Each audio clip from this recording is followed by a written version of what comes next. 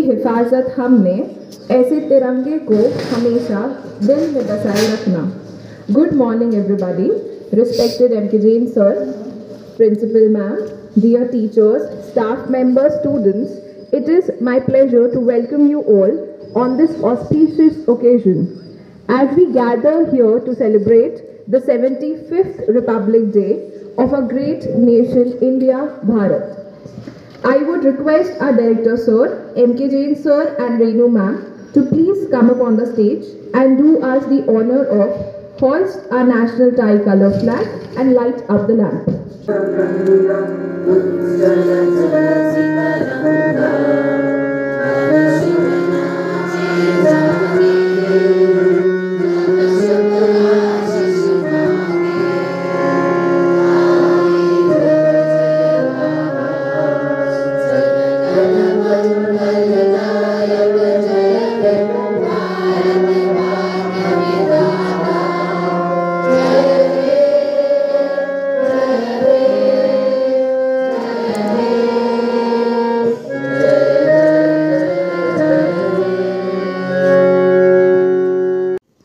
सभी मेरे साथियों, प्यारे बच्चों, Renu madam,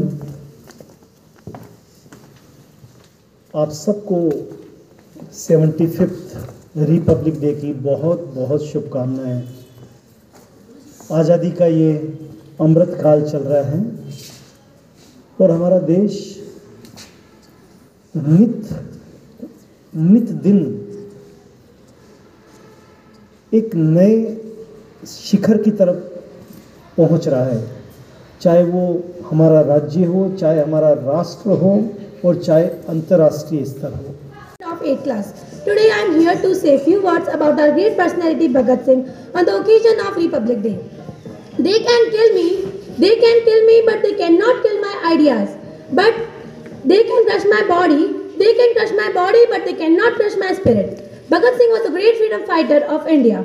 He was also called Shaheed Bhagat Singh. He was born on 28 September 1907 at Banga in Punjab.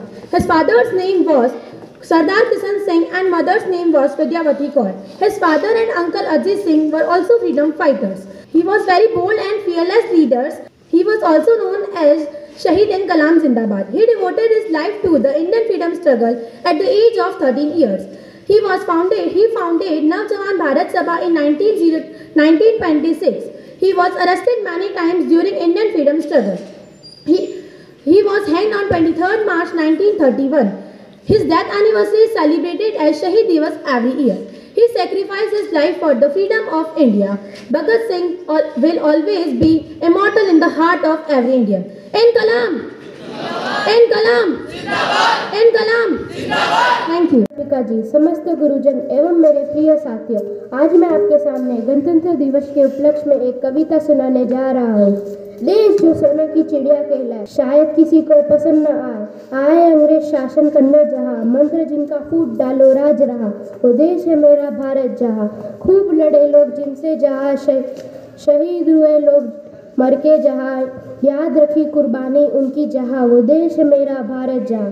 Gandhi ji लाठी लेकर चले जहाँ, जिनसे अंग्रेजों को भगाया जहाँ, बापू केला सबके वहाँ, वो देश है मेरा भारत जहाँ।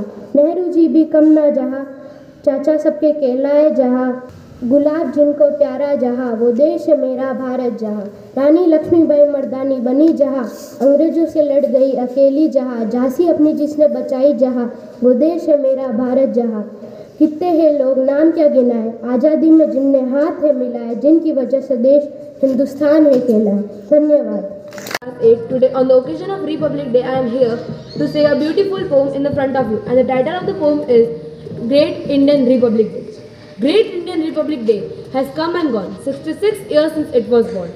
Flags fluttering with joy and pride, troops moving with fastest stride, parachutes gliding in the air, paratroops were doing welfare, army men and women passing smart, all the people grateful in their heart.